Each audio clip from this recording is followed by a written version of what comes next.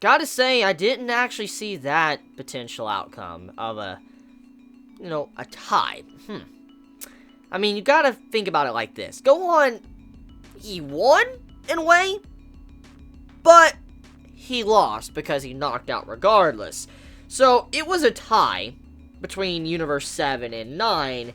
However, I do have to say that I did appreciate the Gohan, stepping up to the plate and actually showing improvements. And I do appreciate the scene, which it's a scene that personally hit me, and I really love that scene, was when Gohan did not accept the senzu beans.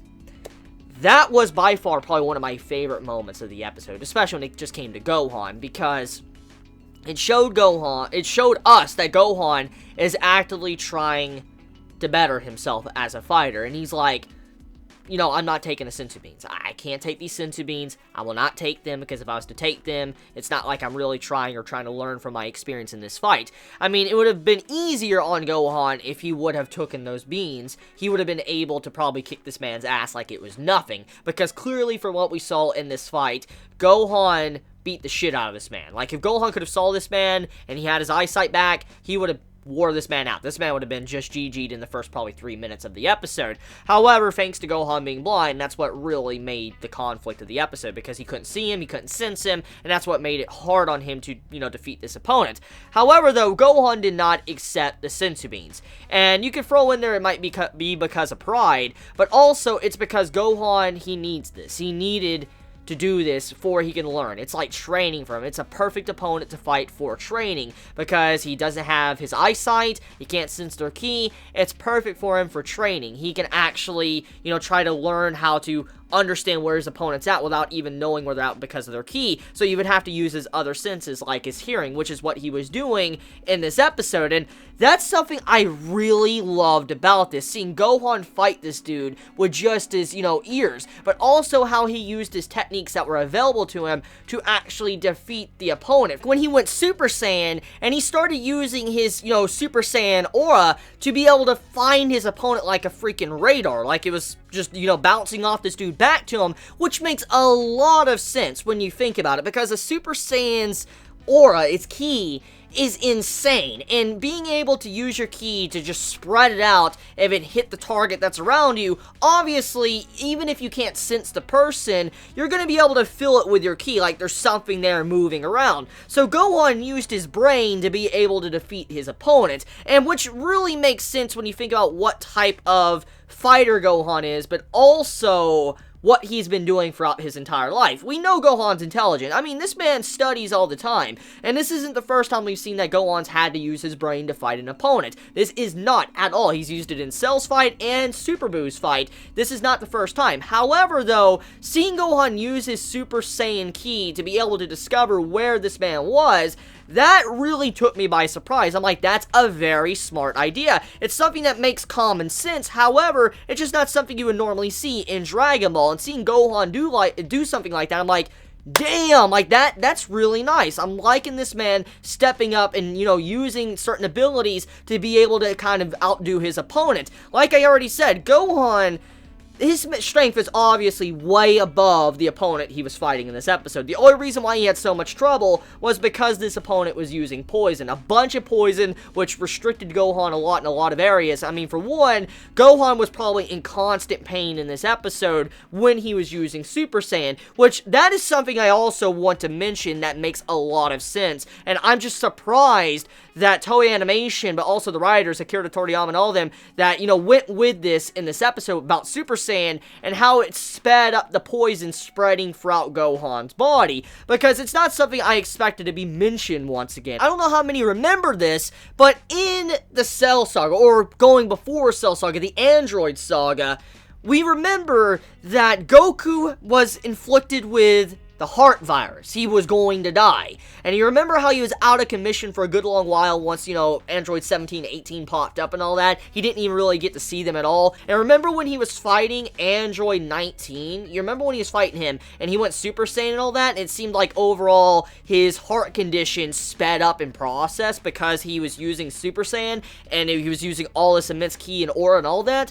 Well, when we think about it, that carries over to this episode with Gohan, and it's little details like this that really make me appreciate Dragon Ball, because, as we do know, Super Saiyan does that. It's such a radical aura, ki, that comes out of a Saiyan, but also it speeds up a lot of things. And when you see how, you know, Goku, when he was using Super Saiyan, it sped up his condition of his heart, we see that with this right here. We see it with Gohan when he used Super Saiyan and the poison started spreading throughout his entire body. So this episode stayed very consistent with pre-established already information from Dragon Ball Z. Now, like I said, I don't know how many actually realized that in this episode, but it's the little things in life that really make the show. I mean, it's stuff like that that just makes me appreciate the little, you know, tidbits of effort that, you know, Toei Animation, all them are putting into the series of Dragon Ball Super. So with that being said, though, Gohan, he didn't get to find out how to sense this dude in this episode, which, in a way, it kind of disappoints me, but at the same time, it doesn't.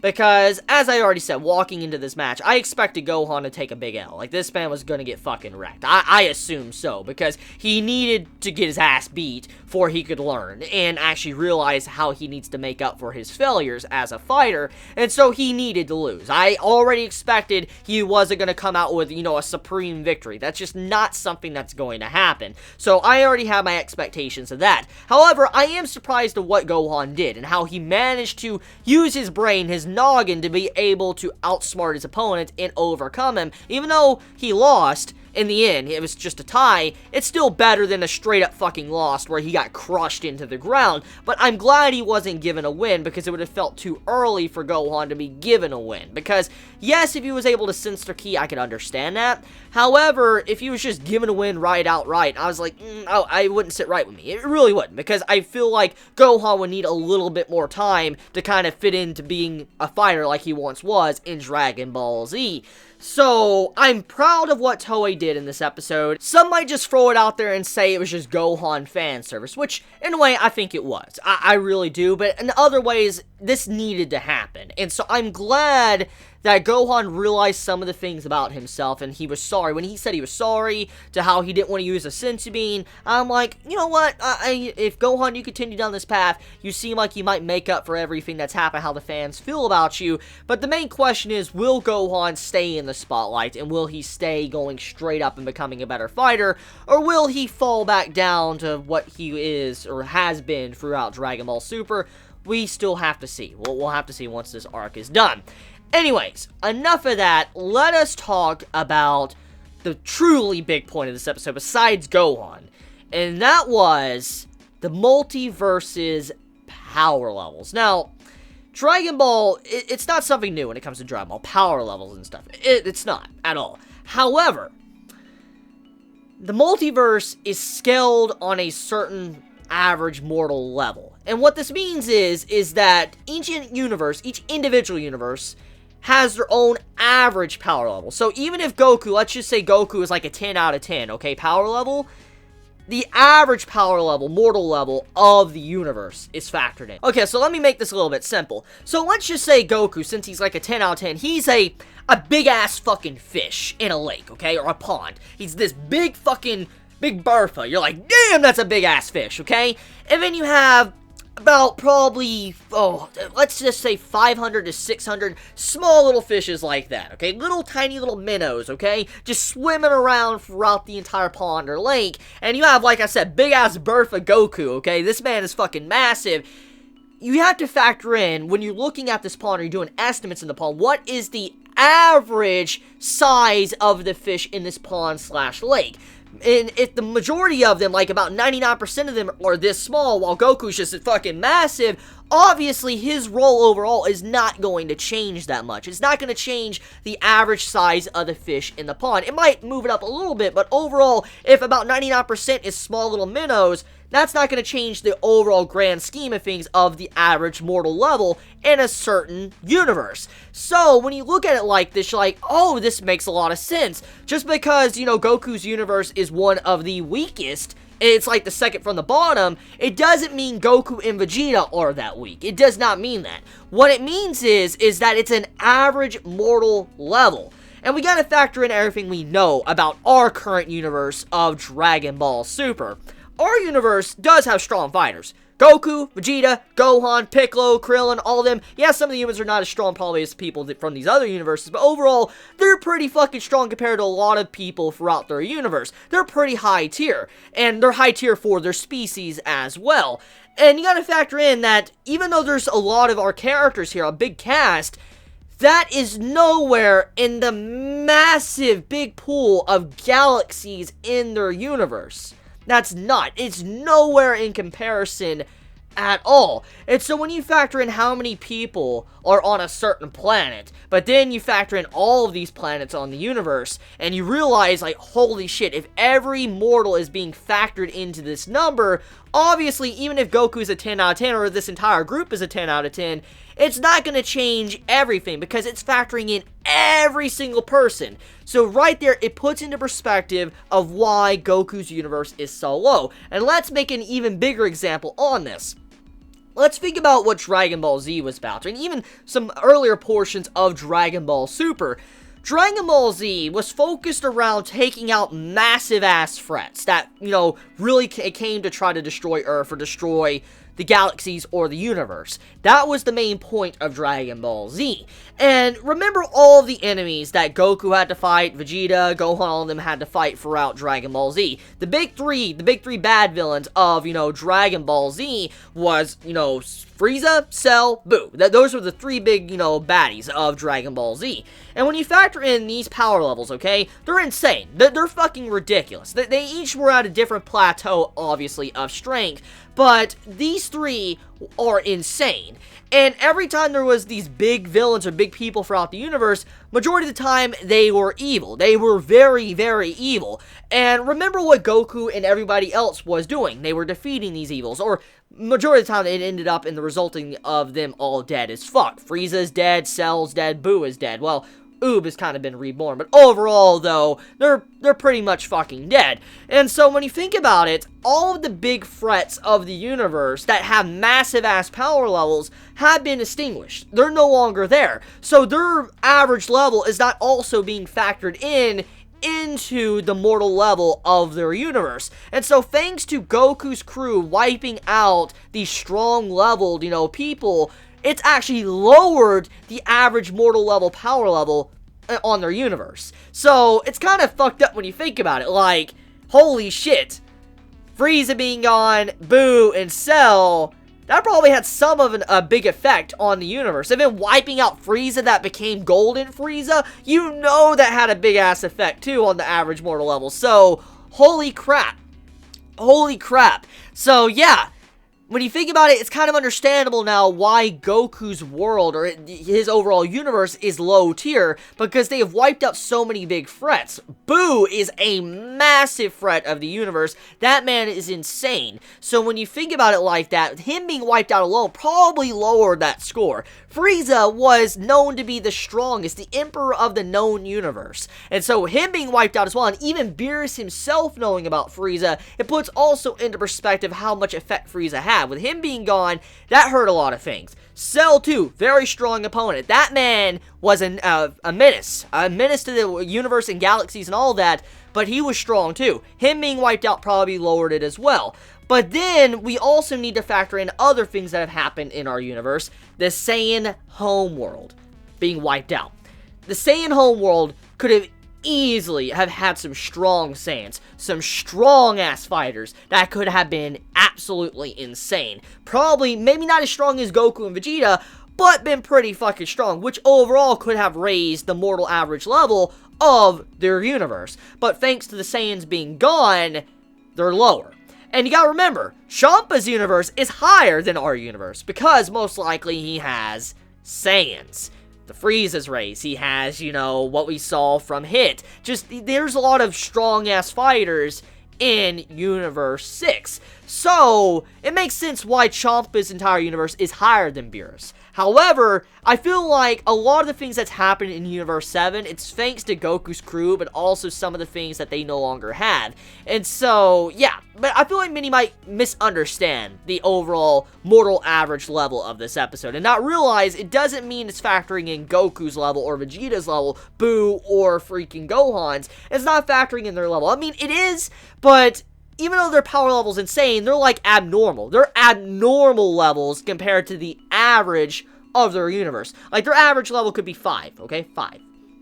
They could be a fucking 1,000. It doesn't matter. They're abnormal. They're the rarity of the universe. They're the very few rarity, okay? The very few amount that have that strong of a power level. So, obviously that level's being dragged down. So Goku, Gohan, Boo, and all them, they're probably ridiculously strong. They could probably put up a good fight against the stronger universes because of how abnormal they are. But overall, though, yeah, I feel like people are going to misunderstand that, thinking like Goku and them are way weaker, which that's still a possibility. But overall, they're just, you know, it's not because they're weaker, it's just because everybody else is kind of just dragging them down. Which this opens up the door for a lot of things now that I think about it. With finding out that our universe is so weak, it opens up the door for one, that a lot of our characters can seek improvements. They can get stronger to eventually stand up against these other universes. For other universes to have more average levels of power than our universe, obviously this means a lot more challenges are going to pop up. Beings that are strong as Frieza, Cell, and Boo are probably consistently always out there in these other universes that, you know, are not in fear of being destroyed or decimated by Zeno-sama. So, because of this, I wonder if the writers of Dragon Ball Super are trying to say that the universe 7 in general, needs to get stronger. It's not just Goku, it's not just Vegeta, Gohan, Boo, whatever, all of our main cast. It's not just them that needs to get stronger, but the entirety of the universe 7 needs to get stronger. And because of what was found out in this episode, I wonder if Beerus is going to start intervening amongst the mortals a little bit more. Because we gotta remember the combo he had with Supreme Kai in this episode. He's like, you always told me I shouldn't interrupt with the mortals and all that and give them training or whatever. You always said I need to stay out of it and let them develop their own worlds. And then, you know, Supreme Kai's like, no, you're always the one fucking sleeping and all that. And so it's kind of like, you know, a couple bickering with each other. But overall, because of the way they've been working with their universe, has resulted in the type of universe they're currently living in. Why the majority of the average mortals are weak. And so I feel like Beerus and Supreme Kai are going to probably intervene a little bit more to kind of strengthen everyone in Dragon Ball Super. Not just Goku and Vegeta, but also humanity, the Namekians, everyone. I feel like Beerus is probably going to do that. He's probably going to start jumping in and trying to make sure people are stronger. And I feel like that would be a good direction for a lot of the characters, because as I've already said, just because Goku and Vegeta, they're Saiyans, and yes, they have Super Saiyan God and all that, we do know that there is a possibility you don't need to be a Saiyan to be the strongest in the universe. Look at the other gods. Not all the other gods are the same exact species as Beerus. They just have a title, God of Destruction. That does not mean that they are the same species as him. So, what this proves is that other races could definitely get stronger, but also we do know that there's other ki out there, which I've already covered, so there's a potential possibility there could be other transformations for other races that they just do not know about. I mean, let's think about, you know, Champa's universe in the Saiyans for a second. They were completely unaware of what a Super Saiyan was, but thanks to Vegeta and Goku, they found out what a Super Saiyan was. And you know that's gonna boost Champa's overall average mortal level of his universe once, you know, that's all established, like they can all go Super Saiyan.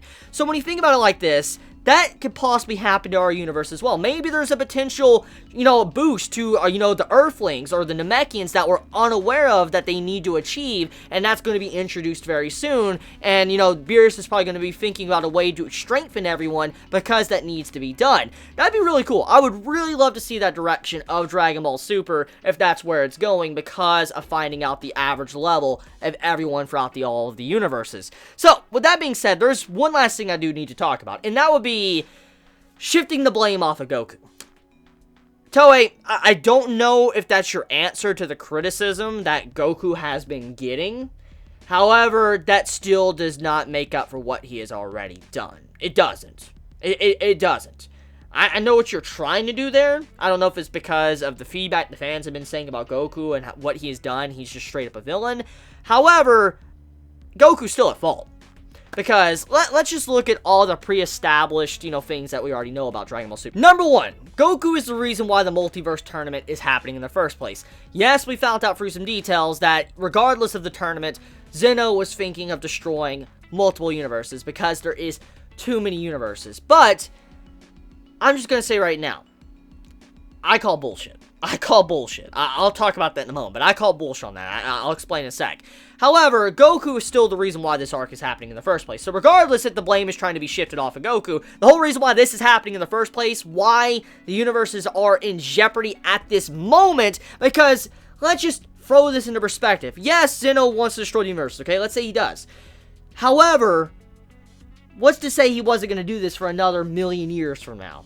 So Goku just sped up the process. This man just straight up just made it happen right fucking now. Like, it's happening right now, while it could have been a million years down the road for overall Zeno to, change his mind or something, or he might have forgotten, because we do know that Zeno does forget. I mean, look, he forgot about the multiverse tournament, which that really excited him when he found out about it. So, what is the potential possibility that he might forget about destroying all the universes?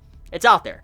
So, anyways, the blame was trying to be shifted off of Goku, which I call complete bullshit. Because, for one, Zeno is a child. Like, he has a childish mentality to him. And you're not going to tell me this man is smart enough, judging by how he doesn't really understand a lot of different concepts. Yes, he's strong. Yes, he's the god of all. Yes, fear this fucking man, because he'll fucking destroy your ass. Don't get me wrong there. However, you're not going to tell me someone like him, that the way he acts, from what we've seen of his character so far, you're not going to tell me that this man knows all of the average power levels of the individual universes. Or in this case, it didn't seem like he was really aware of everything. Or, Goku and Vegeta and their power. And, he was very shocked in this episode with the individual abilities or powers of people. So, what it makes you think is that he shouldn't... What my understanding is, he shouldn't be aware of the individual levels. And so I don't feel like the factor of him wanting to destroy the universes was because of the levels of power. I don't think that was. I truly believe there is something definitely going on here with the Grand Priest, the Great Priest, that works underneath, Zeno. I really do. I mean, there's been many, fans that have already mentioned this to me, so I'm not the first person to think of this, but it makes it very obvious with this episode that there is definitely something shady going on here. I truly believe that this priest, that's, the strongest besides Zeno, I truly think that this man is manipulating Zeno in some way. He's saying some shit. He's an advisor. We know that. This man is very intelligent. Oh, this man is very, very fucking intelligent. And the way he seems innocent, the way he smiles, and he's just, speaking Zeno's words, what Zeno says, but we don't actually hear it. This is the strange part. This is the strange part. It's like he uses certain words that Zeno says, that's boring, and then he adds things to it to make it even worse. I feel like the Grand Priest is someone that is manipulating Zeno. Because Zeno is such a child, he can easily be twisted around and doing certain things that he normally wouldn't even be aware of, which is what the priest is doing. So, like I said, I believe the reason why all of the universes are in jeopardy, or why the weaker ones are in jeopardy, is because of the priest. He's manipulating things. He's manipulating Zeno. I feel like that's going on. I don't know. I just have a hunch. There is definitely something going on here. But on top of that, though, once again, we get to see how he pretty much just throws Beerus under the fucking bus. I'm like, whoa, that's what legit happened in this episode. Let me talk about this, okay? So, once everything is explained that the universes are going to get destroyed, even the gods will be destroyed in the exact same instance once the universe is destroyed. So, gods too. Beerus isn't safe. This man dead as fuck if his universe loses. Still, the angels will be fine. They will not die. That means, let's just say Goku's universe gets completely eradicated. At least it'll be fine. He'll be completely fine.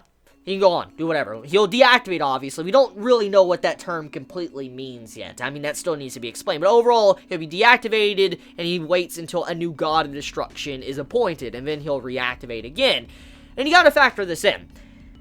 Whis is being saved, and this man has served with Beerus for a long, long time, millions of years, obviously, and for him to just throw Beerus under the bus like that, he's like, oh, I'm at a higher status than you, obviously I'd be spared. This shows why Whis doesn't care, why he's not concerned at all. This shows why he's just so detached when he found out the news about the entirety of the universe. That explains why he acted like he did, and why he didn't seem to really care at all. This explains overall his interaction with the characters, and why he wasn't really concerned with, all of them being in danger, because he'll be completely fine. He's on a higher status even than Beerus himself. And for him to just throw Beerus under the bus like that, I'm like, damn, like, that man's straight up cold. That's really cold, throwing that man like that. Like, when Beerus looks around and all that, and he's just getting shocked, and then, Whis is gonna be fine and all that, he's like, I'm on a higher status, and, I'm like, oh my god, like, that just legit just happened. Like, holy shit. So, it's kind of fucked when you realize that Whis is acting like he is towards Beerus. And it makes you really wonder something. From what we're finding out now, that there is something definitely wrong with the gods and the way they operate. There's definitely something going on here. And the more I look at Dragon Ball Super, the more I'm realizing that it's no longer just about mortals fighting each other. It's more like the mortals are on a big fucking chessboard, and they're being moved around as, the gods see fit, for, they can have fun and entertainment. And that's what I feel like is going on here. Dragon Ball Super has shown once again that there's definitely way more going on here than meets the eye. It's no longer just saving the Earth, no longer saving the galaxies or universe. It's not even just about saving all of the universes. It's more like the gods are just trying to bypass time and have fun. There's just something really wrong with the way the gods are, working right now, but also just seeing how they operate and how Beerus operates and all this, it just shows a lot of things about how the structure of how all the gods work to the angels and stuff. It's broken, and definitely something is wrong here, and it needs fixed. I don't know what exactly needs to be fixed, but there is clearly something wrong with the system, and you see the way they react and how they can easily just demolish off a bunch of universes like that shows they don't really care much for life, which kind of explains about how gods are. Gods can do whatever they want. They can build civilizations and then destroy them in a day. That's what gods can do. Gods can decide the fate of the entirety of the universe in just one thought, and that's it. And we've seen how Beerus is. Beerus will destroy, planets and stuff for some petty things overall. He has done that in the past. And so we do know that this man, if he's like that, just imagine the higher tier gods and stuff. So, yeah. Anyways, though, overall, episode of Dragon Ball Super, a very good episode. I like the details we got with this episode, and I like the fight with Gohan and all that. It was a very, very good episode, and I'm sorry for, babbling on for so long. I know many of you might not watch the end of this video, and I'm sorry. I've just been getting into Dragon Ball Super recently. It's something I've been passionate about these past couple episodes. I mean, I've always been passionate about, Dragon Ball, but it's just these past few episodes have really sparked that feeling from my childhood, and I'm like, yo, this is just reminding me of, like, Dragon Ball that I loved so much growing up as a kid. And so I'm sorry, these videos have gotten longer. I mean, yeah. Anyways, you all have a wonderful day or night wherever you live. Please be safe. Chibi out.